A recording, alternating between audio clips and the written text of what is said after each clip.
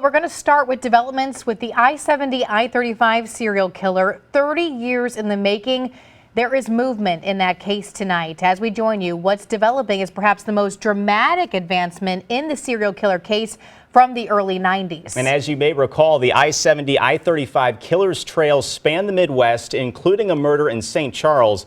Now, multiple sources tell News 4 another unsolved case nearly 10 years later could be added to the killing spree.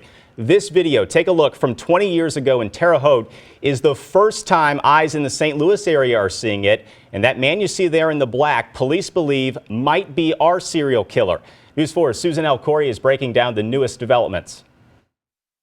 Well, today investigators took a strong line, saying they really believe they're going to solve this case, and they're questioning if this Terre Haute murder case will be part of the connection they need to get that done.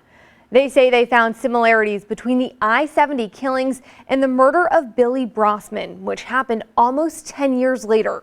Brossman was working at a convenience store when he was shot.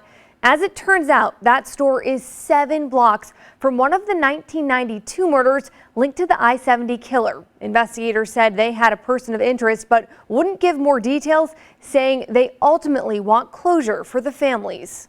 They still mourn over this loss. I'm sure all the families do.